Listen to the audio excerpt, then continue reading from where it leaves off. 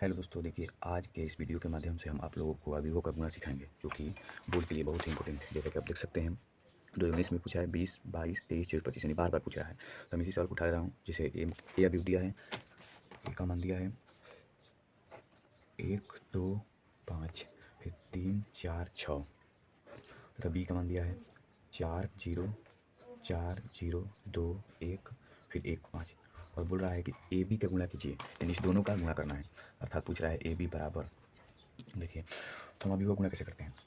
अवयव गुणा करने के लिए सबसे पहले हम दो चीज़ जानना बहुत जरूरी है कि एक रो होता है अवयव में और एक होता है कॉलम।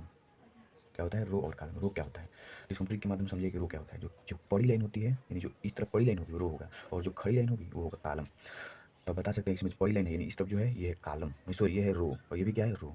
इसमें आप बता सकते हो रो कितने हैं। तो बड़ी लाइन 1, 2 यानी 2 कॉलम है, 2 रो है। इसमें 1, 2, 3 रो है। और कॉलम की बात हो तो जो खड़ी लाइन है उसे कॉलम कहते हैं। यानी कॉलम कितना है 1, 2, 3 यानी 3 कॉलम है। इसमें भी 1, 2, 2 कॉलम है। तो अगर किसी अवयव का कोटि पूछे, जो कि बोर्ड में 1 नंबर का अवश्य पूछता है, हर साल पूछता है, तो कोटि होता है रो इंटू कॉलम। तब ए अवयव का कोई कोटि कहे तो क्या बताएंगे। तो रो कितना है 1, 2 यानी 2 रो है, और कॉलम कितना है 1, 2, 3 यानी 3 कॉलम है। इसको हम हल करके 6 नहीं लिखेंगे, बट में जो 2 इंटू 3 लिख देंगे तो ये हमारा कोटि पूरा हो जाएगा। और फिर अगर बी का पूछे तो बी में जो रो है, रो कितना है 1, 2, 3 रो है, और कॉलम कितना है 1, 2 यानी 2 कॉलम है।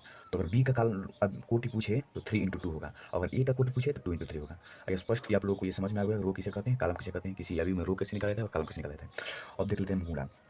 तो कोई भी चीज़ जैसे दो अवयवों का हम गुणा कर रहे हैं तो सबसे पहले ये देखें कि इसमें गुणा संभव है या नहीं।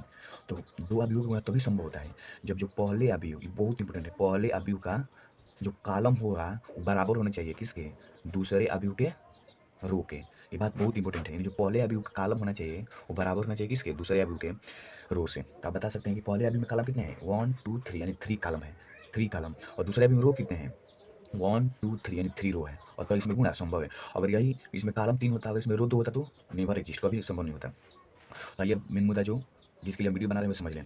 ए बी यानी ए का गुणा करना है बी में, तो सबसे पहले हम ए को लिखेंगे 1, 2, 5, फिर बी को लिखेंगे 3, 4, 5, और फिर बी को लिख लेंगे।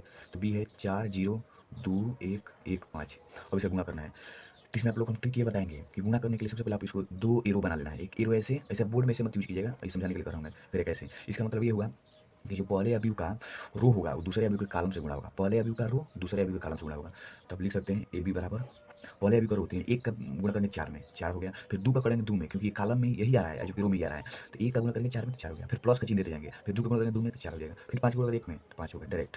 और फिर हम इसी रो का गुणा करेंगे इस दूसरे कॉलम से, तो 1 का गुणा करेंगे 0 में तो 0 होगा, 2 का गुणा करेंगे 1 में तो क्या होगा 2 होगा। ये जोड़ते जाएंगे इसको, फिर 5 का गुणा करेंगे 5 में तो हो जाएगा 25, ऐड करके 25।